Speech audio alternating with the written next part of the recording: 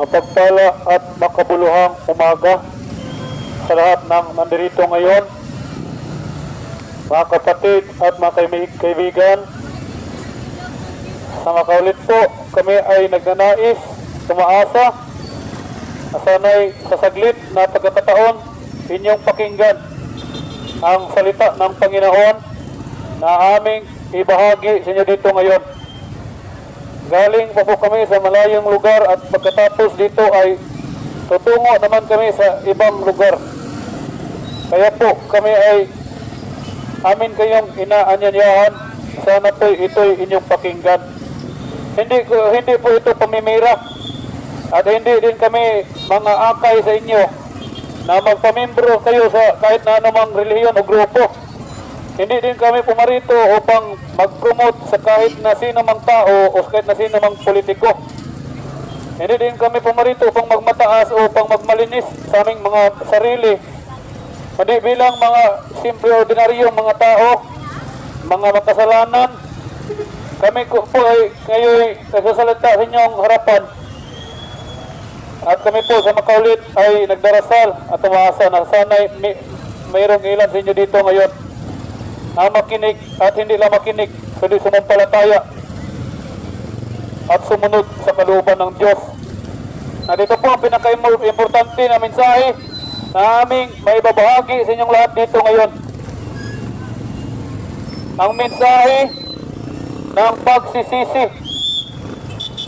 Tayo po ay inutusan ng Panginoon, tayong lahat ay tinatawag ng Diyos na magsisi sapagkat tayo pong lahat ay nagkasala sa Panginoon. Walang ni isa sa atin ang hindi nagkasala sa Diyos. At ang ating pong kasalanan ay may kabayaran. At ang kabayaran po ng ating mga kasalanan ay ang apoy na hindi namamatay sa impyerno. At inyo pong makikita dito ngayon sa aming likuran, may ilan din pong mga grupo na magbahagi ng kanilang paniniwala. Ngunit nais naming ipaalam sa inyo na hindi namin sila kasama. Sapagkat marami po ngayong relihiyon o paniniwala dito sa mundo. Marami po ngayong gumagamit sa ngalan ng Panginoong Hesukristo. Ngunit hindi nila sinusunod ang salita ng Diyos. Ang salita ng Diyos ay kanilang dinadagdagan, kanilang binabawasan. May mga relihiyon ngayon na hindi naniniwala sa sinabi ng Panginoon na may apoy na hindi namamatay sa impyerno. May mga relihiyon ngayon na nagsasabi na si Kristo Jesus ay kapatid ni Satanas. May mga relihiyon ngayon na nagsasabi na si Kristo Jesus ay likha lang din. Hindi siyang malilikha. Ngunit nasusulat po na Panginoon ay ang manglilikha sa langit at sa lupa. Nasusulat din po, sinabi ng Panginoon na may apoy na hindi namamatay sa impyerno, mga kapatid at mga kaibigan. Yan po ang kabayaran ng ating mga kasalanan. Apoy na hindi namamatay sa impyerno. Ngunit nakakalungkot na marami ngayong mga relihiyon na hindi naniniwala na may impyerno. Pero sabihin namin sa inyo, may impyerno po, mga kapatid at mga kaibigan. Pwede nyo yung hindi paniwalaan ngayon. Pero pag andun na kayo sa apoy, sa impyerno, doon na kayo maniwala. Pero huli na ang lahat.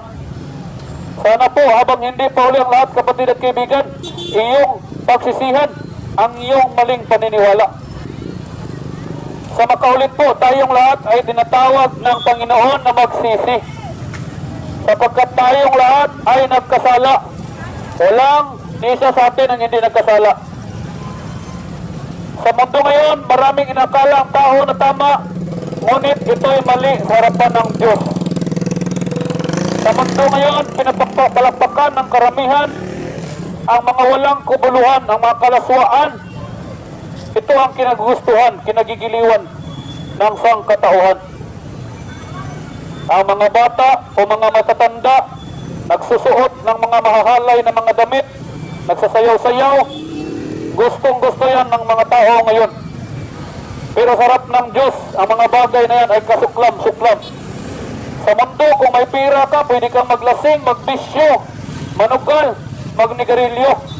Pero ang mga bagay na yan ay hindi kinalulugdan ng Panginoon. Sa mundo, pinapayagan na halos sa lahat ng mga bansa ng mag-asawa ay maghiwalay, tapos magkasal naman sa iba, magkipagrelasyon naman sa iba. Pero ang bagay na yan po ay hindi kinalulugdan ng Panginoon, sapagkat kamatayan lang ang makakapaghiwalay ng mag-asawa. Kaya nanumpa ka nung kinasal ka, till death do us part, sabi mo. Pero nung nag-away na kayo, naghiwalay na kayo. Pero ang inyong ginagawa ay mali sa harap ng Diyos. Pwede niyong gawin niya sa mundo, sapagkat pinapayagan na yan ang karamihan. Pero aming uulitin, tsak nakabangalakan ang inyong patutunguhan kung hindi niyo yan pagsisihan. Sa mundo ngayon, mga kabataan, hindi pa kinakasal, kahit na sinong karelasyon, kahit na sino na lang din ang kanilang kasiping. Pwede nyo yung gawin dito sa mundo. Pero nais namin ipaalam sa inyo na ang bayad sa mga kagagawan na yan ay ang apoy na hindi namamatay sa impyerno, saglit na sarap. Walang katapusan na pagdurusa ang kabayaran. Ngunit ayaw po ng Panginoon, hindi niya kaluwaban na may tao na mapunta sa tiyak na kapamakan sa impyerno. Kundi ang kalooban ng Diyos, ang tao ay makaalam sa katotohanan upang kung kanya itong paniwalaan ay magkaroon siya ng kaligtasan, buhay na walang hanggan. Sa makaulit po, nais naming linawin sa inyo, may mga nagbabahagi din dito ngayon ang kanilang paniniwala na sa aming likuran. Ngunit po, hindi namin sila kasama. Sapagkat ang salita ng Diyos po ang aming ibinabahagi sa inyo, hindi ngalan ng kahit anumang relihiyon o grupo ng mundong ito. Sa araw ng paghuhukom, maraming mga relihiyoso ang matapon sa impyerno.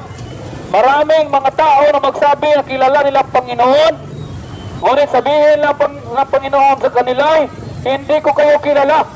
Lumayas kayo sa aking harapan, mga manggagawa ng kasamaan. Matthew chapter 7 verse 21 to 23. Kahit ilang beses mo pang sabihin na kilala mo ang Panginoon o naniniwala ka sa Kanya, pero nagpapatuloy ka sa iyong mga kasalanan o sa iyong mga kalikuan, tsak nakapamakan ang iyong patutunguhan.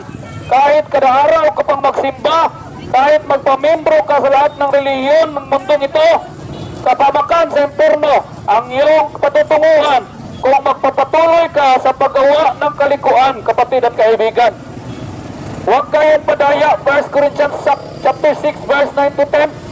Sinabi po ng salita ng Diyos, huwag kayong padaya sa inyong mga sarili o sa inyong mga relihiyon na nagsasabi na okay lang na gumawa ng kunting mga kasalanan.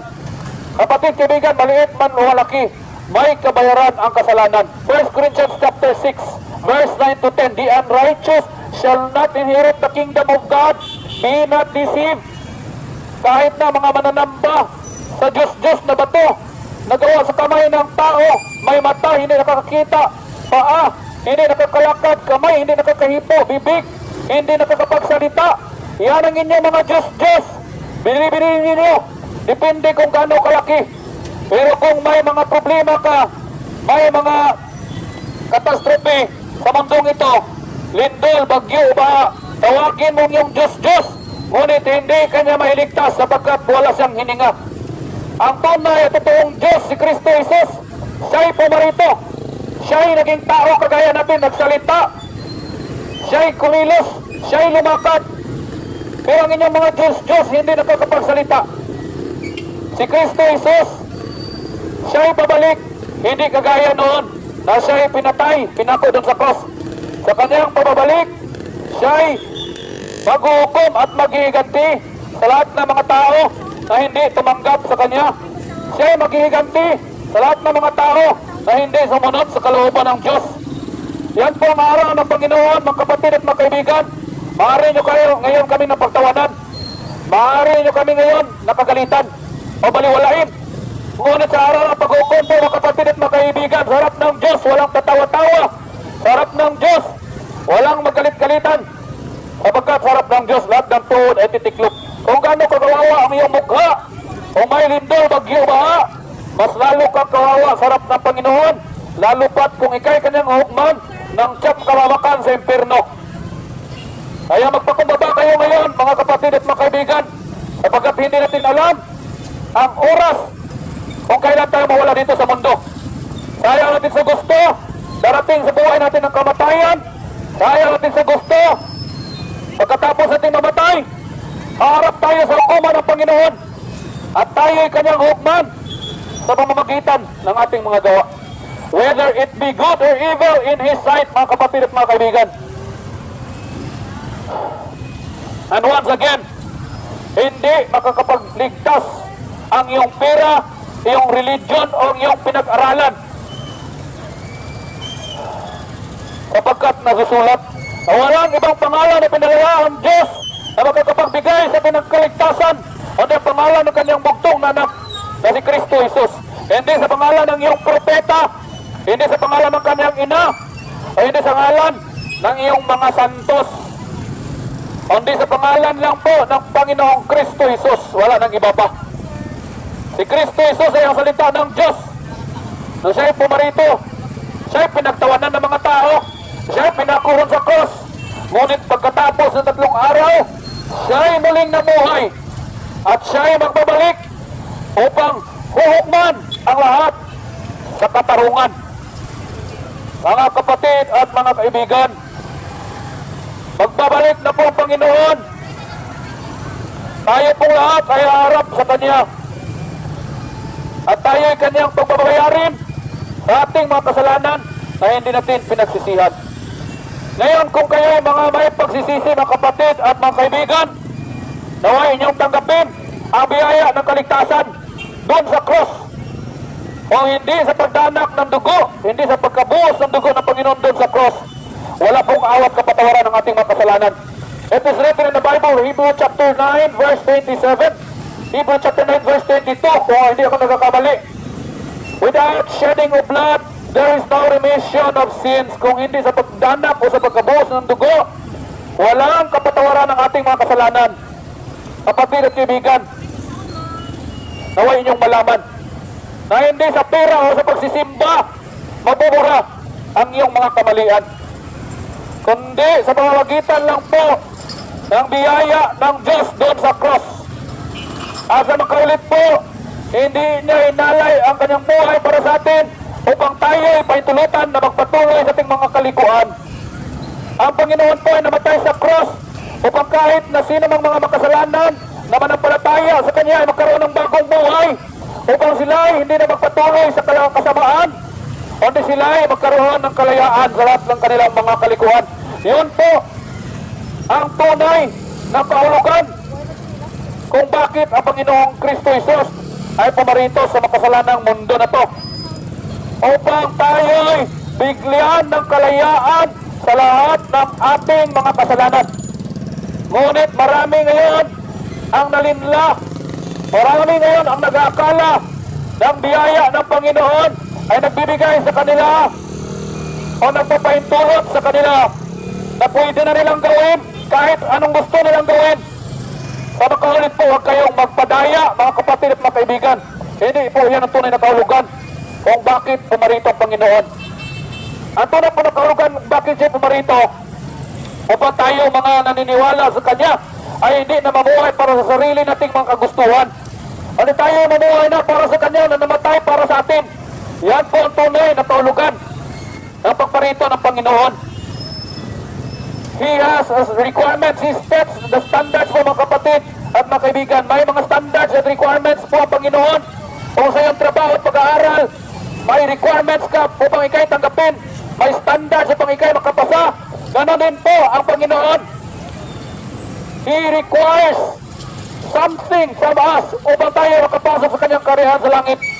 And that requirements is for us to forsake all things in this world. Yan po ni-require ng Panginoon sa atin.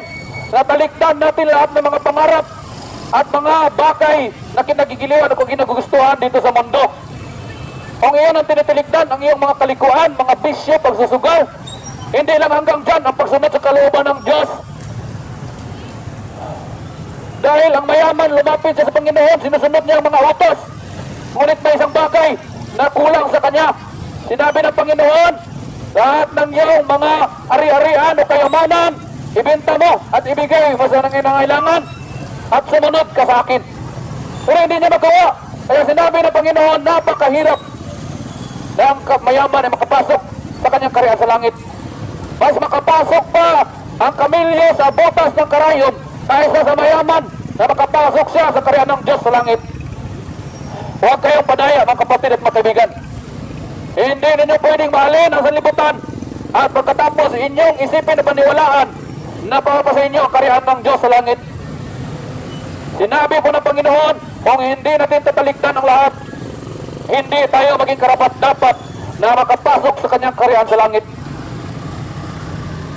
Kaya po, ang kanyang mga disipulo noon, ang mga mananampalataya noon, kanilang tinilikdan ang kanilang mga kayamanan at ibinigay na sa mga nangangailangan at sumunod sila sa kalooban ng Diyos. Pero kung ikaw ang magbigay, huwag kang maging kagaya sa mga politiko na magpicture ka agad upang purihin ka ng mga tao. Dahil sa pamamagitan niyan ay wala ka ng gantimpala sa Diyos. Tatanggap mo na yung gantimpala dito sa mundo. Magbigay ka, huwag mong ipaalam sa kaliwa mong kamay ang ginagawa ng iyong kanan. Magbigay ka sa tako, sa sikreto, na ang Diyos lang nakakakita sa iyo. Sapagkat siya rin ang magiganti sa iyo. Pero kung ito ay pinapaalam mo sa tao, wala ka nang matanggap na gantimpala sa Diyos. At kung sabihin mo na hindi ka may porno, dahil hindi kagaya ng mga kriminal na nandun sa ipitan sa bilangguan, hindi ka man pumapatay. Pero sinabi ng Panginoon, kahit hindi ka pumapatay, pero hindi mo patawad ang iyong kapwa, nagkakasala ka pa rin sa kanyang harapan, kagaya ng pagpatay, murder at heart po, mga kapatid at mga kaibigan. Kaya po hindi po pwedeng sabihin na may kasalanan. Sapagkat ang ating puso at isipan puno ng kasamaan, puno ng kalikuan. Sinabi mo na hindi ka may porno dahil hindi ka naman nagkikipagrelasyon sa iba. O di, loyal ka sa iyong asawa, pero nanonood ka ng pornography. Na-enjoy mo ang mga babae na nag-aakit, nagsusuot ng mga kalaswaan, kinagugustuhan mo. Sa ganong paraan, sa iyong puso at isipan ay nagkakasala ka ng pangangalunya, kapatid at kaibigan, sinabi ng Panginoon.